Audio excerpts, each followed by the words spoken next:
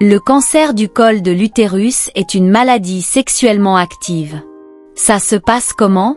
L'homme porte dans son sperme le virus du cancer, ça ne lui fait rien, c'est-à-dire il est juste porteur, ça ne le rend pas malade, mais dès qu'il dépose dans le vagin de la femme, ça va se localiser au niveau du col. Et comment ça agit progressivement? Ça prend son temps. Et pour passer du stade de l'infection au stade du cancer-maladie, il y a d'abord le stade précancéreux qui se manifeste par des saignements de contact. C'est-à-dire, pendant le rapport sexuel, elles sont en train de saigner pour celles qui ont la mauvaise manière d'envoyer le doigt dans le vagin pendant qu'elles se lavent dès qu'elles touchent le col. Comme ça, le col saigne, le doigt ressort avec le sang. Ça, c'est un signe que c'est déjà la phase précancéreuse du cancer. À ce moment, elle est encore rattrapable. On peut la soigner.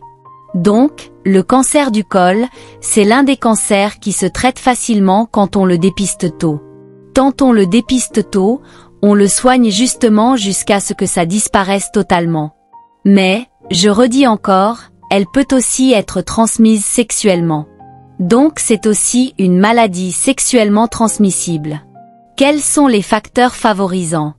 Les facteurs favorisants, c'est la précocité des rapports sexuels.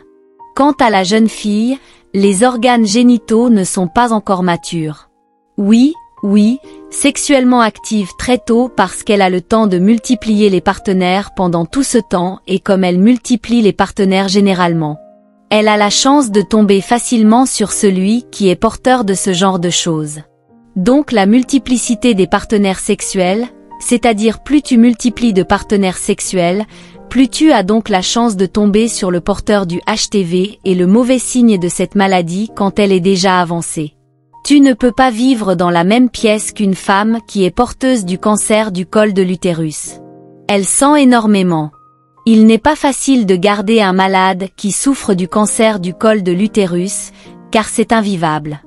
Les odeurs sont très fortes. Si elle est dans cette salle, personne ne peut supporter de rester ici. Quand ça vient d'atteindre le stade du terminal, il n'y a plus qu'à dire qu'elle est pourrie de l'intérieur. Oui, ça sent, ça dégage. Non, quand on est dans une situation pareille, ne faut pas se faire des illusions et surtout on ne l'associe pas aux myomes. En effet, les myomes, c'est quoi? Qu'est-ce qui les favorise? Les myomes, c'est la nature qui a horreur du vide. Quand tu arrives à l'âge où tu es censé accoucher et que tu n'accouches pas, qu'est-ce qui se passe? Je vais reprendre ce proverbe africain, afin de l'illustrer facilement. La mauvaise herbe pousse sur un terrain qui est nul, qui n'est pas cultivé. Ça pousse. Et ces mauvaises herbes sont donc les myomes qui sont belles et bien différents du cancer du col de l'utérus. Alors, mesdames, sachez prendre soin de cette précieuse partie intime des avec plus de responsabilité. Alors, si tu l'as aimé, n'oublie pas d'appuyer sur le bouton j'aime, de commenter et partager.